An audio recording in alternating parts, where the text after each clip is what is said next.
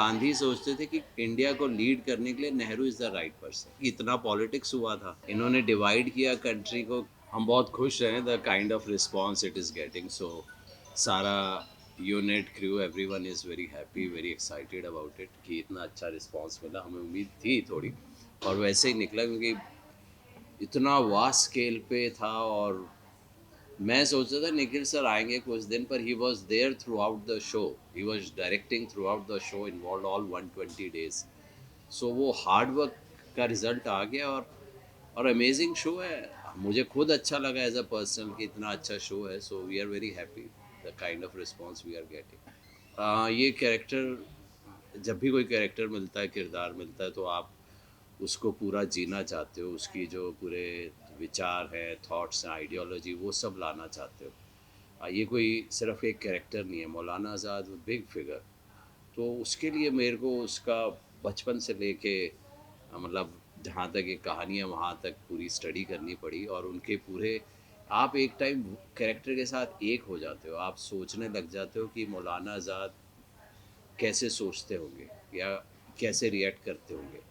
फिर आप उसमें एकदम नेचुरल शुरू हो जाता है आपकी एक्टिंग। और आप फिर स्क्रिप्ट है आपके साथ, उसका एक फ़्लो बना के आप उस कैरेक्टर को जीने लग जाते हो। वो कैरेक्टर अब आपका पार्ट बन जाता है। और ये नहीं कि आप इसको छोड़ दो, आपको दिन रात उसके बारे में सोचते रहना पड़ता है। सारे टाइम सोचते रहना पड़ता, सोते उठते खाते, टिल आप उस कैरेक्टर को फील करने लग जाते हो स्क्रीन पे। आपको लगता है अब हो गया काम। ये तो बिल्कुल जस्टिफाई किया। मैंने फ्रीडम एट मिडनाइट उसी टाइम पढ़ ली थी, और मैंने पहले भी पढ़ी हुई है। बिल्कुल, तब भी मुझे ख्याल आया था कि इतना पॉलिटिक्स हुआ था। मुझे लगा था कि नहीं, फिर मेरे को यही फील आया, अच्छा ये भी तो पॉलिटिशियन ही थे। इन्होंने डिवाइड किया कंट्री को, किसी को प्राइम मिनिस्टर बनना था, किसी को कुछ बनना था, उस पर कंट्री को सफ़र करना पड़ा। तो हम पार्टीशन को बचा नहीं पाए।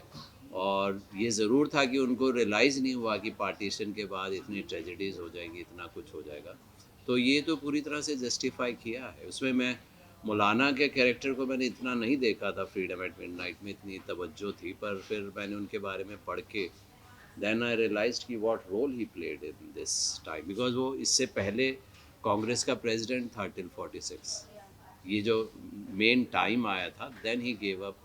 और फिर वहाँ नेहरू बन गए थे, तो फिर नेहरू ने टेक ओवर किया था। But he was from 40 to 46 he was the president of Congress.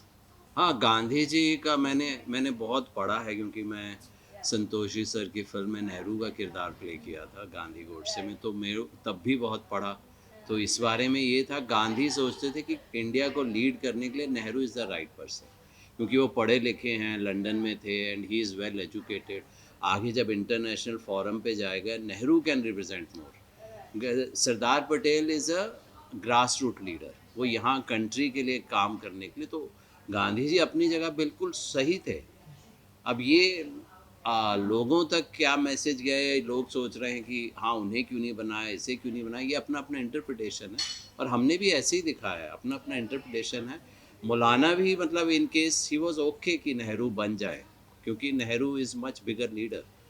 बाद में जो कुछ एक्शंस हुए, then Maulana was also not happy कि नेहरू, और मेरे सीन में है भी कि नेहरू अब कांग्रेस, नेहरू अब कांग्रेस का हाथ पकड़ के चल रहे हैं, कांग्रेस नेहरू का हाथ पकड़ के नहीं चल रहे। So this is what changed. So I was not happy as a Maulana कि Nehru is not doing the right thing.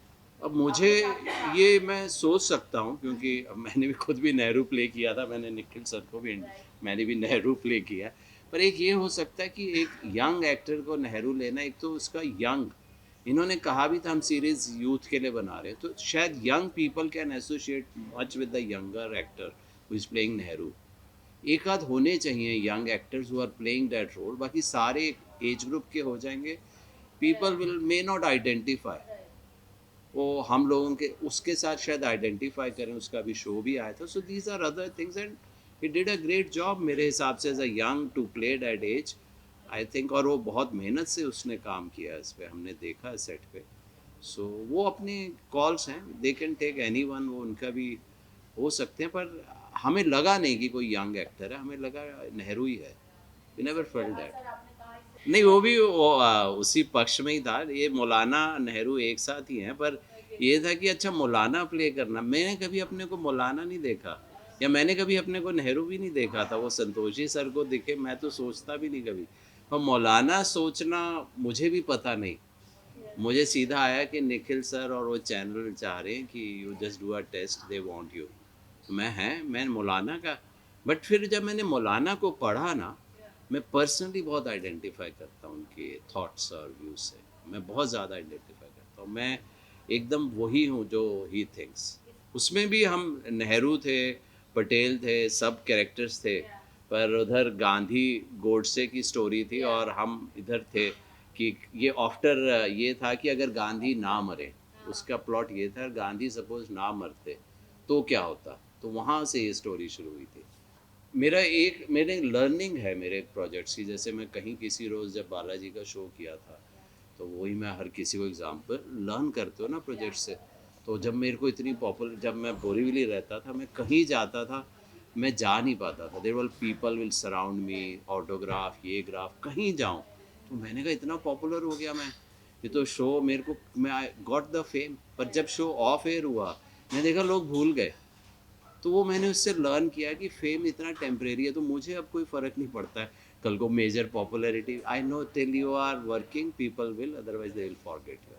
तो वो कहीं किसी रोज़ मेरे लिए बड़ा इंपॉर्टेंट रहा। फिर मेरे लिए फ़िल्म बहुत इंपॉर्टेंट रही, दिल धड़कने दो, क्योंकि उससे मेरा करियर ही चेंज हुआ।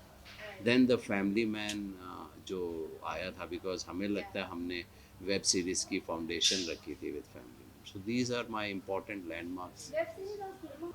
फिल्म तो इज़ वेरी चैलेंजिंग। फिल्म आप इमेजिन करना, आप बड़े स्क्रीन पे दिख रहे हो, तो आपकी सोच भी बड़ी हो जाती है। It's a larger than life image. और इमोशंस को थोड़ा सा बहुत ज़्यादा नेचुरल करना होता है, because people will still catch you. ज़्यादा लाउड नहीं करते हम उसमें। और उसमें एक अलग किक है टू डू, और अपने आप को स्क्रीन पे देखना एक अलग ही लेवल है। और film making, you can't beat films. वो बड़े स्क्रीन के लिए उसका लार्जर देन लाइफ, लोग भी वैसे ही बनाते हैं उस फिल्म को, सोच भी वैसे ही है, सब कुछ वैसा ही है। वेब शो थोड़ा सा टीवी और फिल्म से है, क्योंकि हमें एंड ऑफ डे पता है इतनी स्क्रीन पे उसको देखना है। तो वी वॉन्ट बी, अब यही हम मौलाना बड़े स्क्रीन पे would have been oh wow. पर इसमें हमें पता है we are telling a story. Story ज़्यादा हम वेब सीरीज़ पे कहते हैं। फिल्म इज़ अ अलग गेम, इज़ अ ताम झाम। नहीं, ऐसा मेरा कुछ भी माइंड में नहीं है। आई एम वेरी, मेरे को कभी कभी आई डोंट नो, मेरे ना एक बड़ा क्लिक हुआ था कहीं किसी रोज़ में, मेरा बड़ा रोमांटिक रोल था उसमें। आई बिकेम वेरी पॉपुलर, वो प्यार मोहब्बत, और I thought I should do that.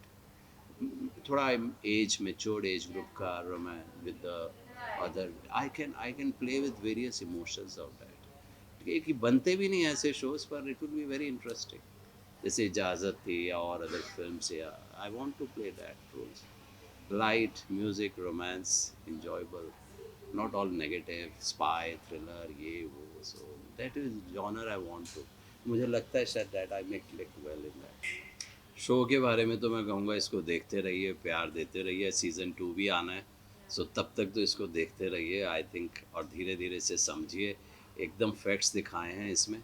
So there is nothing कि कुछ कवर किया है, कुछ किया, एग्जैक्ट यही बुक है और यही कैरेक्टर्स हैं, और सब ने अपने कैरेक्टर्स को अच्छे से प्ले किया है। तो प्यार देते रहो। और शो का मैं फ़िल्म कर रहा हूँ एक बड़ा, जिसके लिए मैं एक्साइटेड पूरे साल ही रहा हूँ।